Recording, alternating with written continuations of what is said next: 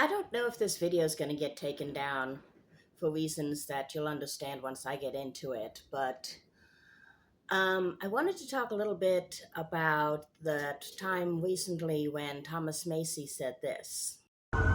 It's that simple. Why do you think he is working so hard not to get them released for so many months? What do you think the real reason is?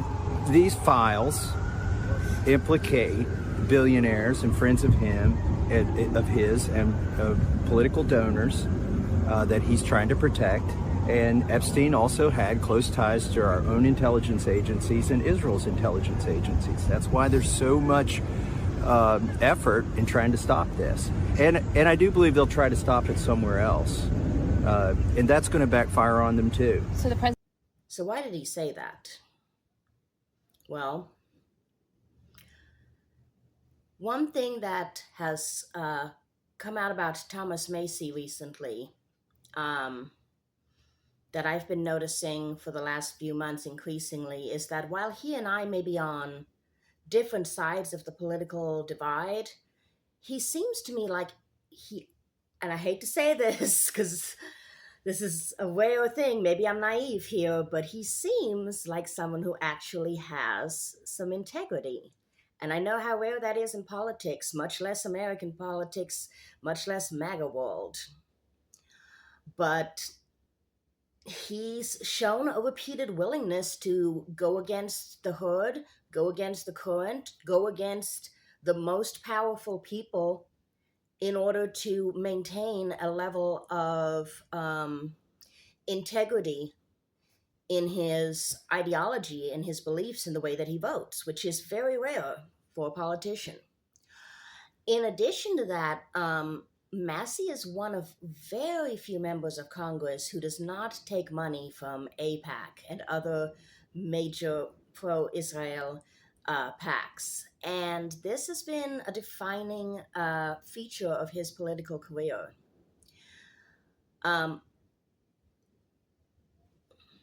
A 2025 factually investigation directly addressed the question and frames Massie as a longstanding critic of AIPAC, noticing that he has not taken AIPAC money and has been targeted by pro-Israeli donors for his votes and public statements.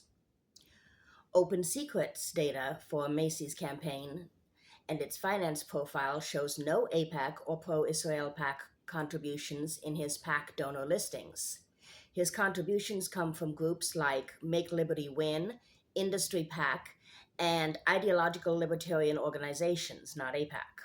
Track AIPAC type databases list members who receive pro-Israel PAC money. Macy does not appear among those receiving AIPAC-aligned contributions. Now, why does this matter? Because Macy is the only Republican who has consistently made it a principle to reject this money. And he is also only one of a very few Republicans who consistently votes against pro-Israel resolutions, foreign aid packages, and AIPAC-backed legislation. Now, this stance of his has put him at odds with GOP leadership. It has made him a target of pro-Israel donor networks, strengthened his brand as a libertarian, anti-interventionalist outlier, and led to public clashes with AIPAC and affiliated activists. So this is why the question comes up so often. His voting record is so divergent from the rest of the GOP that people often assume there must be donor pressure somewhere. In his case, the pressure runs the other way. He is punished, not rewarded by AIPAC-aligned donors. In other words, he votes the way he does because he's not under the influence. But Macy's refusal to align with AIPAC is part of a broader pattern of his. He rejects foreign policy-driven donor networks across the board. He positions himself as ideologically consistent even when it isolates him. And his stance exposes the degree to which AIPAC funding shapes the rest of the Republican caucus. because his outlier status is so stark. And that is why pro Israel donor groups have repeatedly tried to recruit or fund primary challengers against him. So I'm probably going to do a deep dive on him on YouTube at some point in the future, but I thought this was very interesting.